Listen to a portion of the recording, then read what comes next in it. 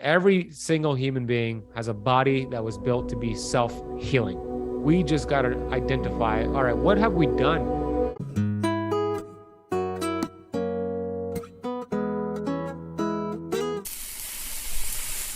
You guys, I am so excited to have my friend and mentor, Ben Azadi, with us today. I have just watched his journey over the years and have been so inspired by the work that he does. I've been able to meet him a couple of times.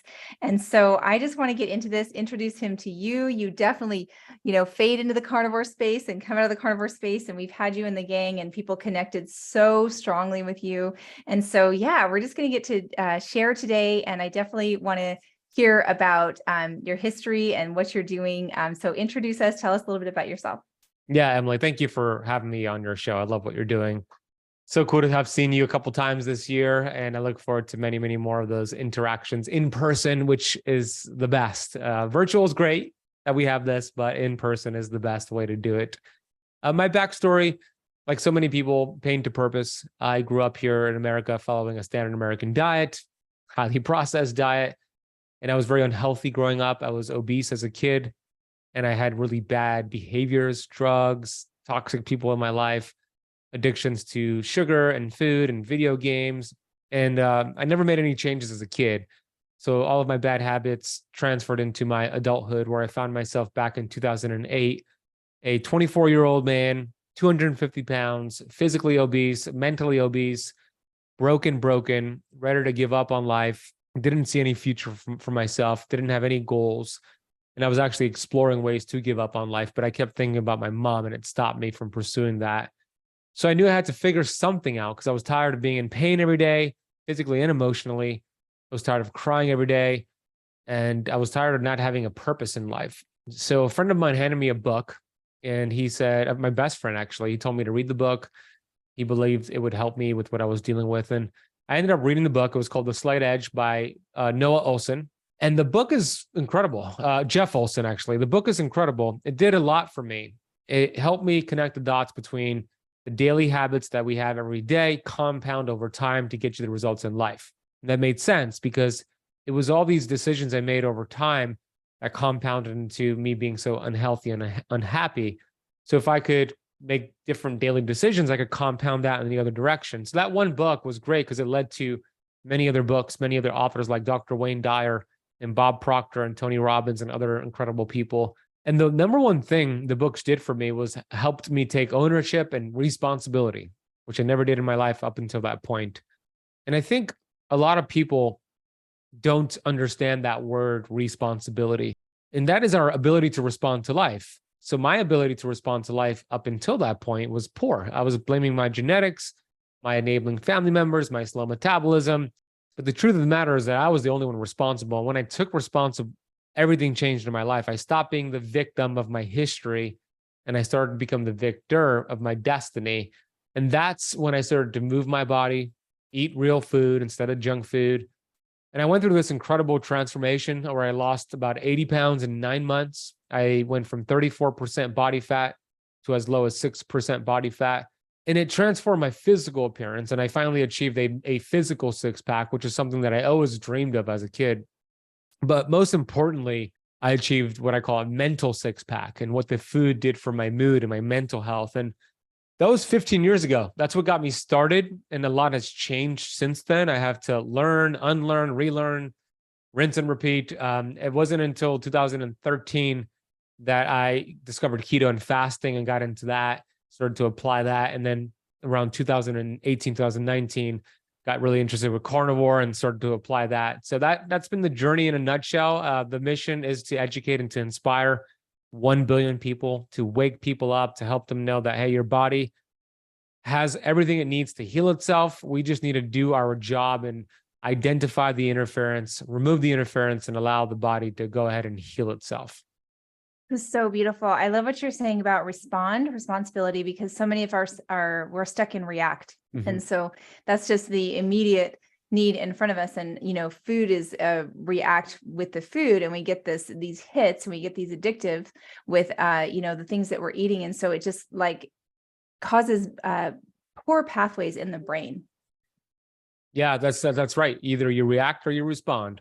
And responding is much better because you're slowing down, becoming aware, and thinking about how you want to respond versus reacting. And Les Brown talks about that. He calls two different people thermostats or thermometers, right? So a thermometer reacts to their external environment. Whatever the temperature is outside, that thermometer adjusts to the external changes. But a thermostat does the opposite. It sets that internal state and changes the external state.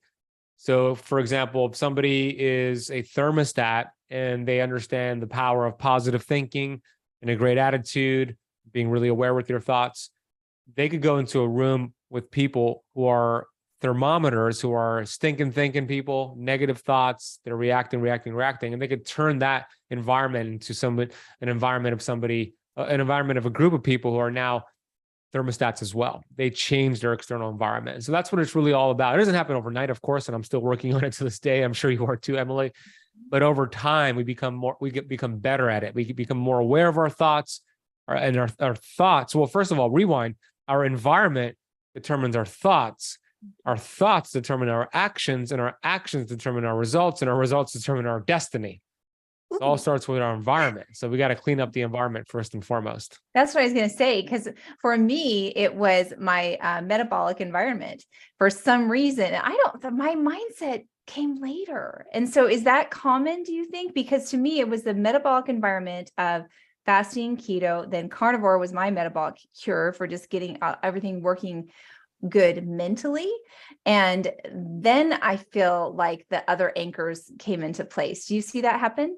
Yeah, because you started to eat better foods, obviously, Yep. and you started to lower inflammation in the brain, and it just helps you take action with those thoughts, or I should say, become more aware of those thoughts and change that mental state. So yeah, I think it goes hand in hand. And for me, it was both. It was like cleaning up my physical environment with identifying people in my life who were not on board with my new lifestyle, and then eating clean, and then working on my mindset, and it just meshed together. But yeah, to your point, it could happen that way too. You clean up your metabolic environment, and it makes it a lot more easier and efficient to start working on the mindset. Yeah, absolutely. What are some of those first steps when what we get a lot of is people don't know where to start for when, or they are just so busy self-downing and it's overwhelming. There's just so much that's overwhelming them when they're starting. And so what are some of the things that you just get them to, even to get the feel and the rhythm? Isn't it like a rhythm when you're kind of getting on this new path? Like there's some mental rhythms that you get into. Where do you start with people? Yeah. Rhythm is a good example. Rhythm is like momentum, some traction. And you're right. That is a big challenge. People feeling overwhelmed. There's also conflicting information out there, even in our space with keto and carnivore. I think I always tell people, look, find a maximum of 3 people in the space teaching keto or fasting or carnivore, whatever it is. Find just 1, 2, or 3 people maximum. Go deep with their material, go deep and take action with them, and then see if you're going to get the results that you're looking for. And if the answer is, oh yeah, you got the results, stick with those people. If you don't get the results, okay, then find another 3 people or find somebody else. But if you follow 5 or 10 people and you're following 5 or 10 people's protocol, it's going to be different. I mean, you know this, Emily. Like, I love my colleagues in our space and we don't always agree. It's like, and that's fine. That's the way it should be. But for the, the community, they watch me, they watch Dr. Barry, they watch Bella, they watch whoever it is. If we're watching 10 different people, it could feel very overwhelming. So I would say find 1, 2, or 3 people maximum, go deep with them, and then give it some time. Don't focus on the weight loss. That's not the metric we're focused on. Focus on your inflammatory markers, how you feel, etc. And then, start with a couple of actions, little tweaks here and there. I always say small tweaks lead to giant peaks. A couple tweaks you can make, gain that momentum, and then stack some changes to that. Stack 2 more tweaks to that. Master that, and then stack more. You want to just stack those habits and just continue doing it, but keep your eye on why you're doing this, on the prize, on your why. When the why is strong, the how becomes a lot easier. Success is never a straight line. It's never like, okay, I'm going to do this and you get there right, in a straight line. No, it's always up and down, up and down, and up and down. But the problem is that when you experience a speed bump, most people turn the speed bump into a stop sign and they just give up. But a speed bump is just a speed bump. It's just slowing you down for you to kind of recalibrate and then get back on the road. when a rocket launches into the moon, it's all about recalibration. It essentially goes off course, recalibrates, goes off course, recalibrates, and it's essentially failing its way to the moon. So that's what we need to look at, our goal. We're essentially recalibrating and failing our way until we hit our goals. But don't let those speed bumps turn into stop signs. That's very important. Beautiful. And I think that the failure and going off are absolutely part of the process, right? Yeah. Because we want it to be smooth. Are we looking for a smooth ride? Is there a smooth ride to health? No, there's not. It shouldn't be. It shouldn't be easy. It shouldn't be smooth. A lot of people are, to your point, Emily, they're wishing for it to be easy, where they should actually be focusing on, okay, how do I get better? There's a big difference between focusing your energy on wishing it was easier versus focusing your energy on, okay, how do I get better? And that's the goal, to be better. Yeah, I love that. And just focusing on these small things. I want to talk about the barrier of self-sabotage. Where is that coming from for a lot of people? And I mean, that one can feel so overwhelming. How do you help people kind of break that one down? Yeah, it's their conditioning. And we all have our conditioning. First 7 years of our life is where we're programmed. And now we're an adult and we're still operating the same way we were operating as a kid in terms of the subconscious mind. So it's a big result of the experiences you've had, the relationships you've had those first 7 years. So that's something that I have had a challenge with for so many times. It's this thinking, and that's what Zig Ziglar called it, this thinking. And you heard me say this before: if you're thinking this thinking, your dreams are shrinking. I believe that to be true. So understanding that we all have those negative thoughts. It has nothing to do with who you are and your potential. It has everything to do with your conditioning. And for people, what I really want to help your audience understand what that means, the conditioning part. So if I could share a quick story that will let it connect. There's a story about this baby elephant in Africa. And this elephant is born into the world, and they immediately put this elephant to work all day.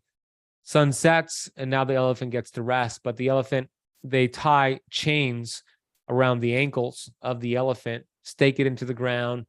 And overnight, that elephant tries to break free, and it can't. It's too small. It's a baby elephant. It can't break free from those shackles. And after a few weeks of doing this every night to the elephant, it gives up. It stops trying to break free. It understands that, oh, the chains are on. No need to even try. I'm stuck here. But something interesting happens where the baby elephant now is grown up. It's a full-grown beast, and it's capable of pulling 10 times its own weight. It could also pull loaded railroad carts. The beast. And they put the same chains and shackles around the ankles of that big elephant, stake it into the ground, and that elephant could easily break free and run away. But it's been conditioned to believe that if those shackles are around your ankles, you're stuck, and it doesn't even try to escape.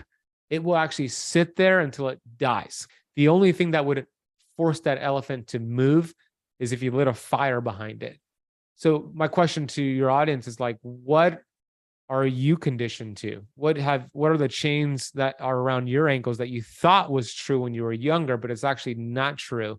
We want to remove those shackles, remove those chains, and understand that it has nothing to do with you and your potential. It has everything to do with your history. So just get some wins, get some small wins, get some momentum, have a community, have a coach, and that's how you're able to break free from those shackles. What is it about coach and community that makes a difference? Community is great because you want to be around people that are like-minded.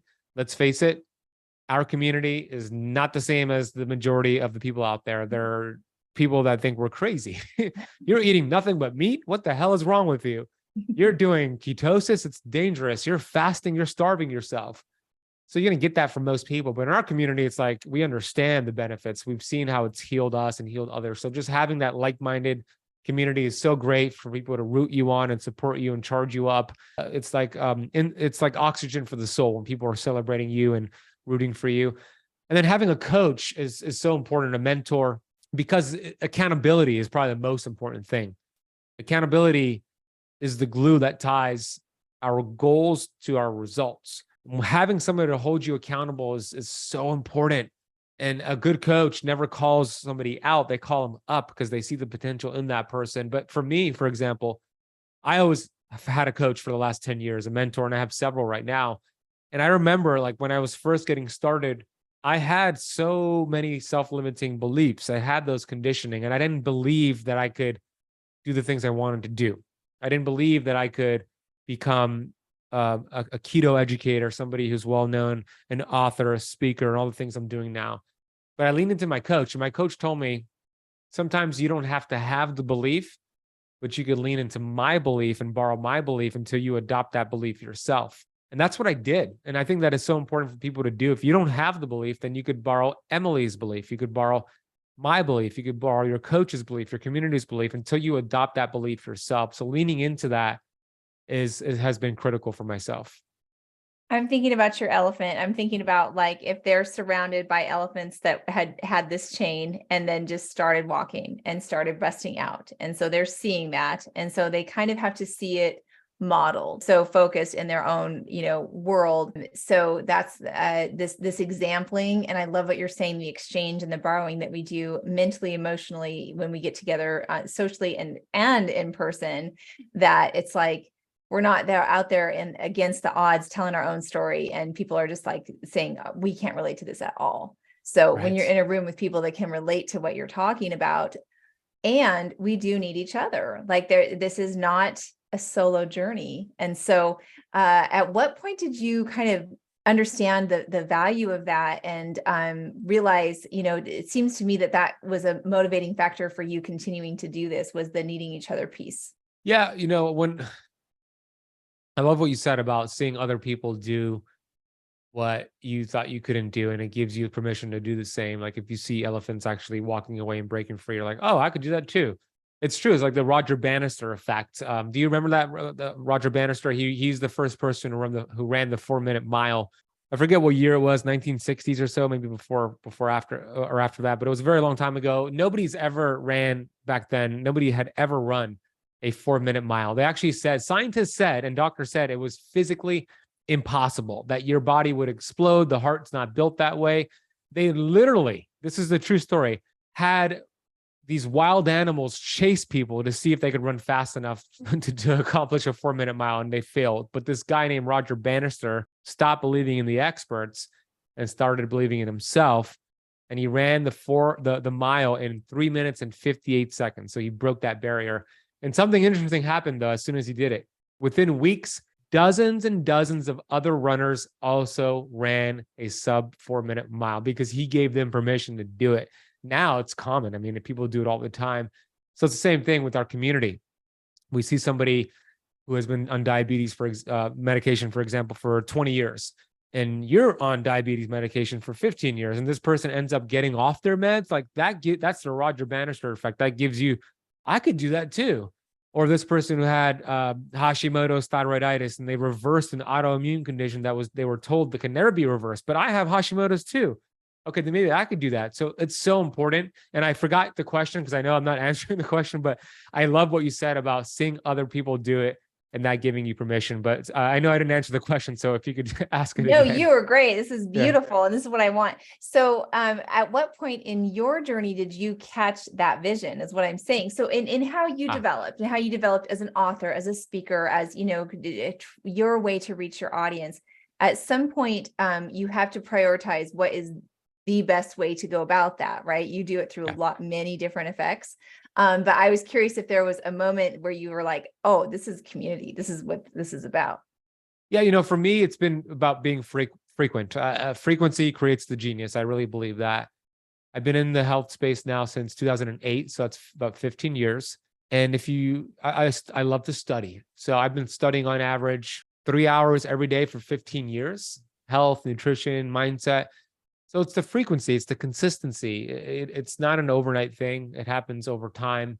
And as I become more consistent, then I'm able to gain more confidence and make more strides and write the books and do bigger stages that I get to speak on.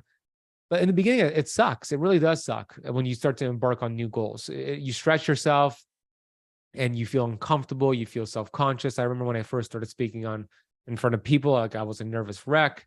But you do it enough times and you get over it. You embrace the suck and you just keep pushing forward. I always tell my Keto Camp Academy students, I always say, look, the formula for success is suck, cess. Okay.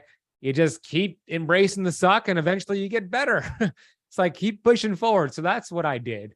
And then, I embraced community because I saw how important it was for myself and my growth. And I got really intentional with the people in my life. I had to really get clear and do an audit on people in my life who are not a part of the standards that I created for myself, who were dragging me down and draining me. I had to just either cut them out of my life or spend less time with them or set boundaries with them and have conversations. And that is so important because you don't want to take a step forward and two steps back because your environment, you want to make sure your environment is supporting you and charging you, not the opposite direction. Beautiful. Yeah, you've always got to keep that scan, and you're moving forward with some intuition too, and you're listening. There's a voice in there that you're listening to that is guiding you in all of that. That's right. The body's always speaking to us. Absolutely. Okay, so you're a man of so many topics. A lot of our topics overlap. Let's start with, when did meat start becoming part of your plan, and why do you think people should consider trying a carnivore approach? Yeah. So in 2000, I went full on vegan, plant-based diet for a year and a half. I was a vegan, and yeah, it didn't work out, to say the least. So after it didn't work out, and I was very dogmatic about it in the beginning, that's where I decided, okay, I need to explore something else. I'm not feeling well. I'm not recovering from my workouts. I'm getting brain fog. I'm gaining weight. This is not working. I did lab work and verified that it wasn't working. So that's where I started to research, and I came across keto and fasting, and I started to incorporate meat, because keto at that point to me was a very high fatty meat, high fat diet. So I ate a lot of meat and I felt really, really good. I was still having vegetables, so it wasn't carnivore, but I was eating a lot more meat, especially from a plant-based approach. I was really like a 180 with that. And then in 2018, maybe it was, I started to see a lot of people talking about the carnivore diet, an all meat diet. Some people used to call it, I think, the T-Rex diet back then. And one of the first people talking about it was Sean Baker, Dr. Paul Saladino. And then I had some students as well who were doing it and telling me about the results. And I thought, this is interesting. I think there's something to it. There's not any research really to it. It sounds counterintuitive. It sounds like it wouldn't work. And that actually enticed me, because I think most of the time what we think is the case, it's usually the opposite. And this was the same thing with carnivore to me. So it wasn't until 2020 that I wanted to start implementing it with my students, but I always have to do something first before I could teach it. And I didn't do it yet. I didn't do full on carnivore yet. I did an animal-based approach, like mostly meat, but it wasn't full on carnivore. So in 2020, I decided to do an experiment where I said, okay, I'm going to do 40 days of carnivore. And before I embark on these 40 days of carnivore and see how I feel, I'm also going to get comprehensive lab work done. I'm going to do a whole thyroid panel, inflammatory markers, A1C, insulin. It was actually a $3,500 LabCorp panel that I did on day one. And then I started carnivore and I did 40 straight days. And then I said, all right, on day 40, I'm going to do the same lab work and I'm going to compare. But also I want to notice, like you said, intuition. How did I feel? And I felt amazing. I never really had like things like gas or burping, but occasionally I would have gas and sometimes burps back then. But with carnivore, none of that. It all went away completely. Skin complexion got better. Lost some body fat. My brain functioned a lot better. And this is going from keto to carnivore. It was an upgrade. And my autoimmune symptoms were a lot better too. I have Raynaud's syndrome, and it improved tremendously throughout those 40 days, where I only had a couple of small flare-ups, but prior to that, I was having it more often. So I noticed that I felt better. And then I did day 40, did the lab work, got the results, and my lab work transformed. My C-reactive protein, which is a great inflammatory marker, went from 1.1, which is pretty good, but after 40 days of meat, dropped to 0.5. My homocysteine was good, and it got even better. A1C dropped a point. Everything improved. You know, my cholesterol went up, my LDL went up, but I'm not concerned because all my inflammatory markers dropped. So at that point, I'm like, okay, there's something to this. And then I started implementing it. And then I started to incorporate it in my 4 pillars, which I now wrote a chapter about in my book, Keto Flex. And now it's a big part of what I teach. Carnivore is a big staple. I think it's the ultimate elimination diet. You remove all these anti-nutrients. I know I'm speaking to the choir here, but you remove all these things that are inflaming the gut, and you allow the gut to repair itself. So me personally, I do carnivore, not as strict as maybe your community, but I'll do it 30 days, 60 days, 2 or 3 times per year as a reset for myself. But even outside of that, like when I'm eating food, it's like 90% meat. I'll consume low oxalate plant-based foods that I know I could process and deal with effectively. I stay away from things like almonds and spinach and kale always. So I consume low plant toxin foods, and I'm primarily meat-based, and I feel great, and I know so many others do as well with that. Love it. Oh, it's so cool. And then we can talk the same language. And when you do these, I'll treat it almost like a fast or a cleanse. And then you experience those results from that. And I think that, we're very open to people finding the meat-based approach that works for them, but not being scared. If they're one that does really well as an abstainer, like I do, it's just better to keep it all out. I don't have a desire to bring the stuff back in. I just like to keep it simple. That's like one less thing mentally that's in my mind. Like, nope, if it's meat, it qualifies. I'm fine to move forward. Keeps it simple. Makes your decision making very simple. That's the cool thing about carnivore. It's like, what do you eat? Meat. What don't you eat? Nothing, anything that's not meat. It's like easy peasy, right? Like a decision is made. With keto, there's a lot of loopholes, right? It's like artificial sweeteners, vegetable oils, and all these different things, sucralose, aspartame. Carnivore, like it's simple, like meat, and that's it.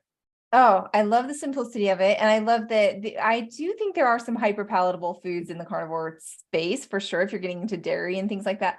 But I think that for the most part, and for me, it's just the food itself, it just keeps it appropriate with appetite. So food becomes wonderful fuel, enjoyable fuel, but it's not fuel that keeps me after it more and causes these blood sugar issues that keeps me after it as well. Yeah, exactly. And there's so many different ways to do it. You're right. Somebody is an abstainer like yourself. Somebody could incorporate maybe some fruit, which is lower in plant toxins, maybe some white rice, depending on how metabolically healthy you are. I'm due for another 30 days of carnivore. I might do it in August, but I'm due for another 30 days. And I do it with my group too. I always tell my students, hey, I'm doing it for August. You want to join me? Let's do 30 days of carnivore. And I've gotten so much great feedback from my students who done keto, of course, but it takes keto to another level. And that's usually the progression, isn't it? It's like you go from standard American diet and maybe paleo to keto, and then keto to carnivore. It's usually the progression for most people. It's the ultimate. And I love that it's becoming less crazy, because when I used to say that word, I'm actually pretty new. I'm only 2.5 years in on my carnivore journey. But people like literally start laughing. They're like, you really think you're joking, that's some twisted joke. Like, no, that's really actually how I eat. Yeah. Even my mom, like, she knows that I do it, but she's just like, I'm doing carnivore this mom. Cause I have dinner with her every Thursday. And when I do carnivore, she's like, can you have this? Can you have the broccoli? I'm like, no, just meat. She's like, again? she doesn't get it. It's so funny. This wasn't a one-time thing. Yeah.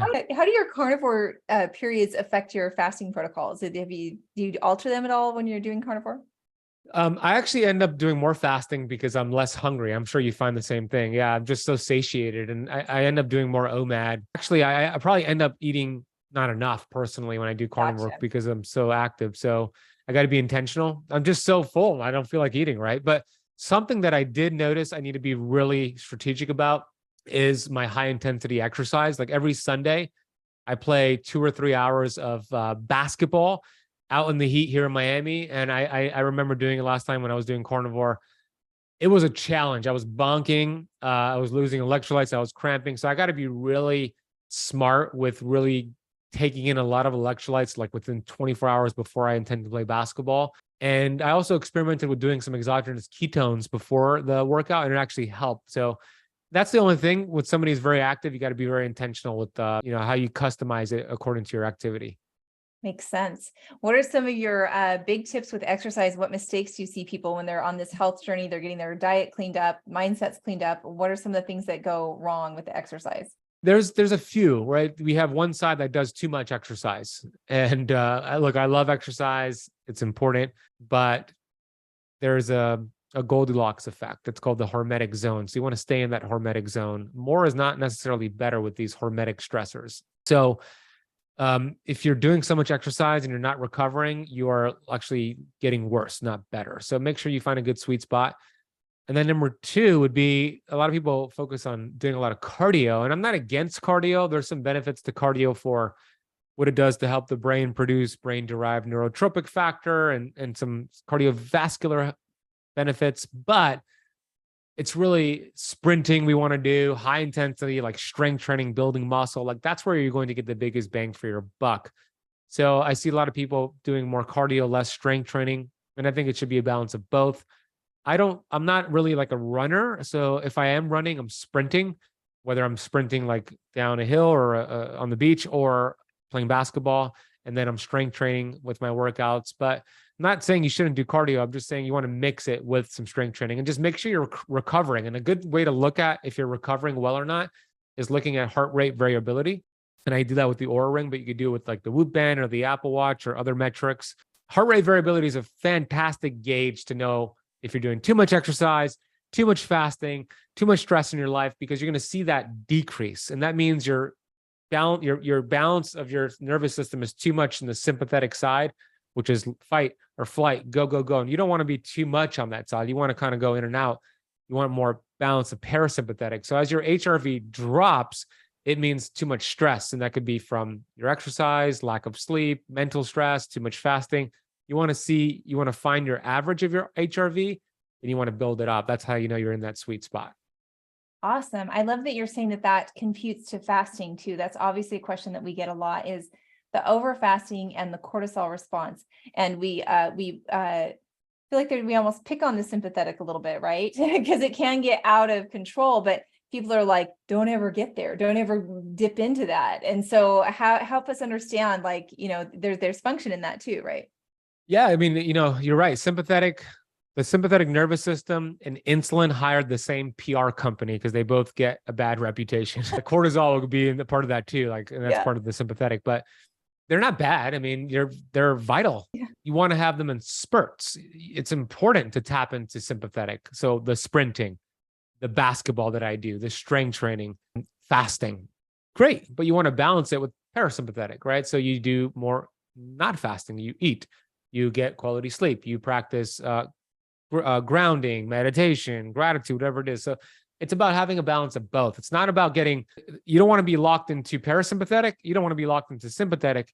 You want a balance of both. And that HRV is showing you that balance. And I use it with fasting. Because I tell my students to look at their blood glucose and their blood ketones during a fast.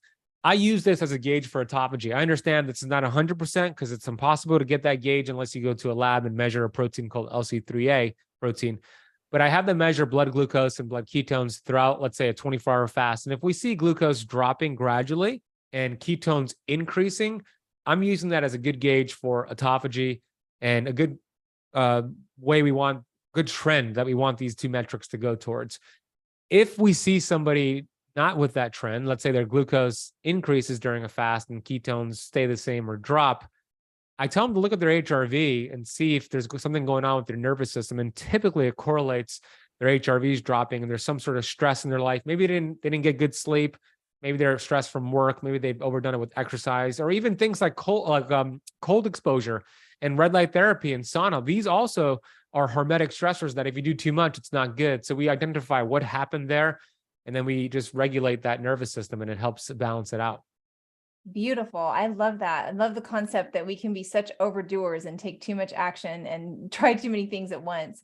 So what do you say to folks? I'm sure you come across this a lot, that say fasting is not necessary because you can get all the benefits that fasting give you from exercise, for example, or from a low carbohydrate approach. I just want to hear your response to some of that. Have you gotten into those discussions? I'm sure you have.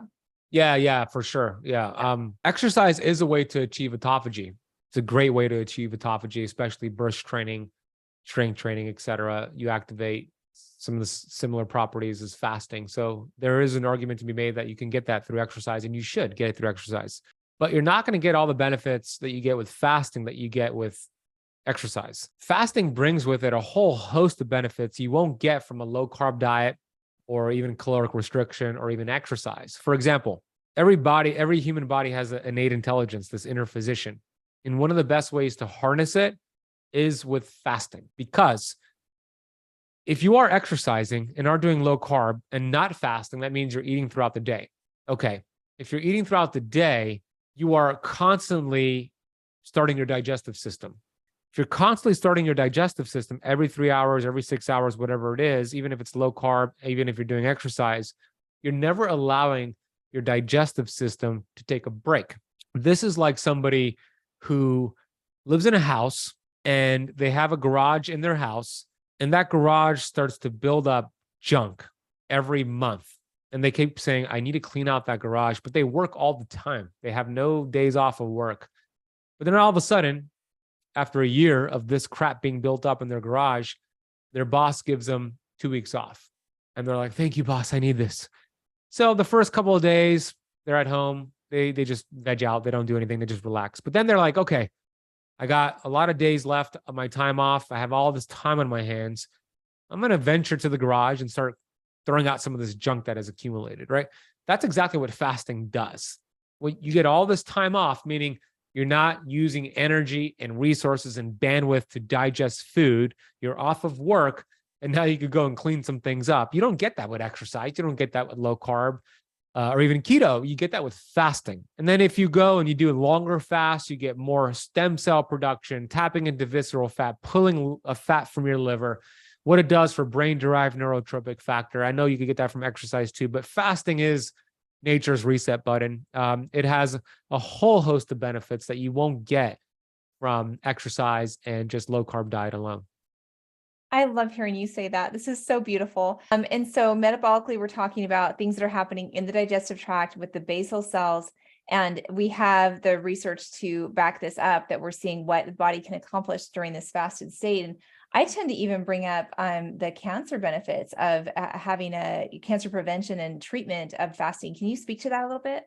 Yeah, no, exactly. Dr. Thomas Seyfried, who's from Boston College, he's a cancer researcher. He talks about the value of autophagy through fasting and keto as well. So he has been quoted as saying that you could prevent your chance of cancer by 95% with a 7-day water-only fast once a year and other lifestyle changes, ketosis, etc., because of this maximum autophagy effort that you get. But also not just Dr. Thomas Seyfried's, it's a hypothesis, but there's a whole bunch of research out there about fasting for cancer. Dr. Walter Longo has research that if you currently have cancer and you're doing chemotherapy, but you do it in a fasted state, fasting protects good cells and allows the chemotherapy to go after the bad cancerous cells. And that's pretty cool, right? And there's a whole bunch of other research on fasting for cancer, because what it does to eliminate these senescent cells, these zombie cells that have stuck around for too long.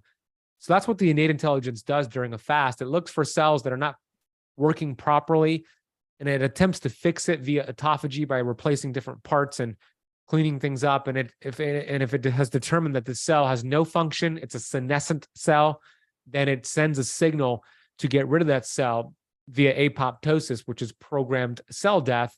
And then it goes a step farther where it creates a stem cell to replace that senescent cell that it killed. And that stem cell could be used for your liver, for your kidneys, for your heart, for your brain.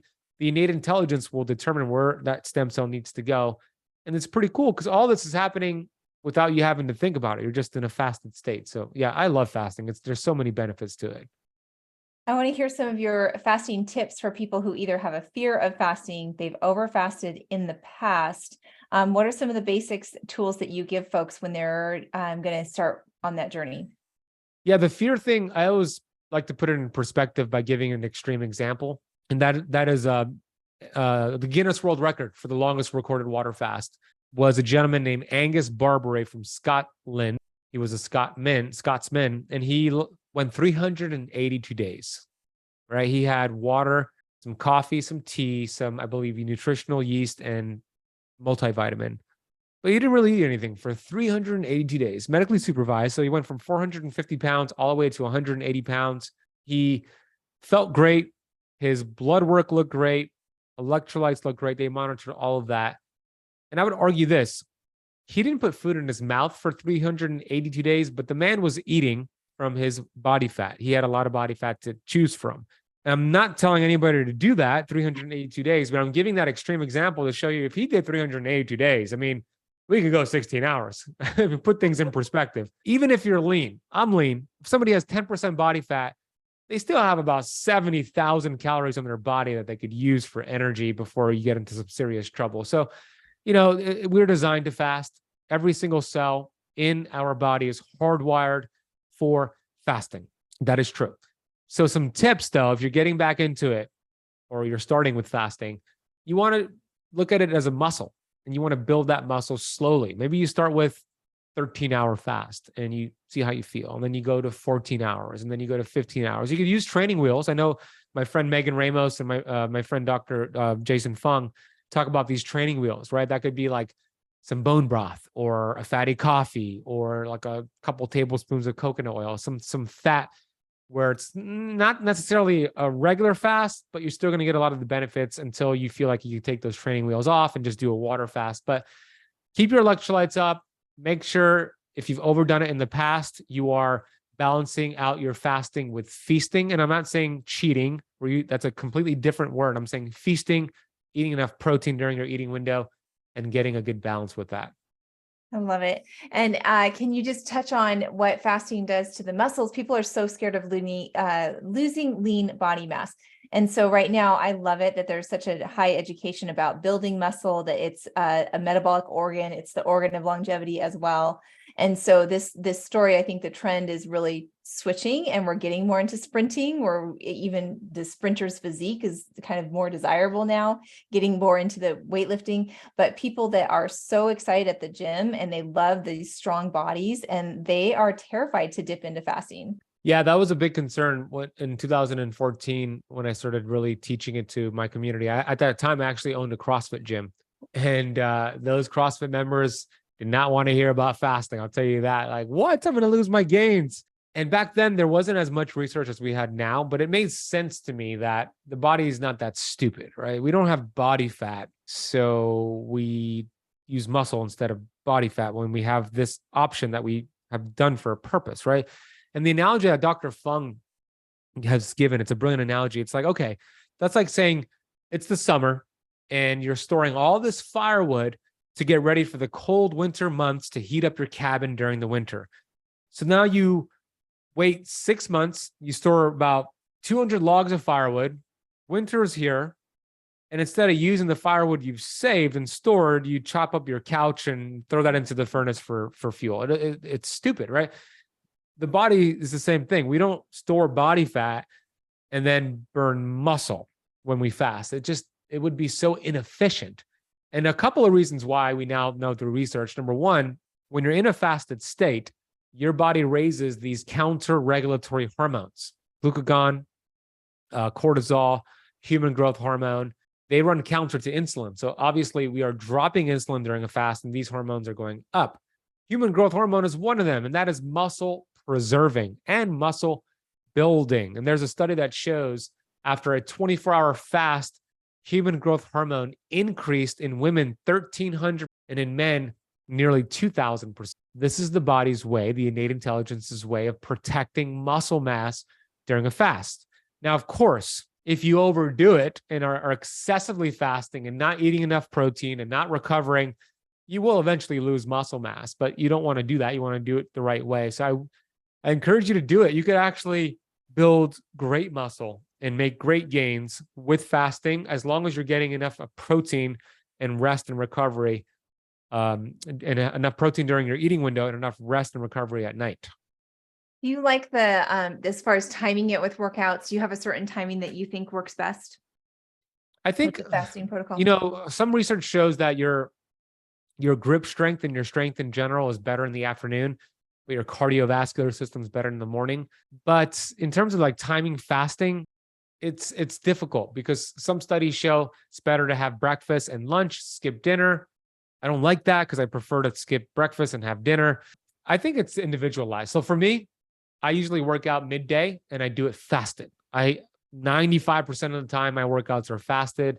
It's a completely different workout when I work out fasted versus having a meal in my stomach, because if I have food in my belly, then I'm using blood flow and energy for digestion versus the barbell bench press or the squats that I'm doing, whatever it is, the sprinting. So I like to do it fasted personally, and I do it midday. Love it. Yeah, that's me too, but it's just depending on when it works out. I feel like I'm still getting that stimulus on the overload on the muscle that's going to send all the right, signals to get things going.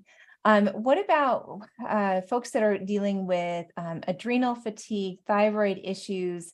and fasting, is that, how do you alter the approach for someone that's on that journey? Yeah, for sure. It needs to be altered with adrenal fatigue and thyroid conditions.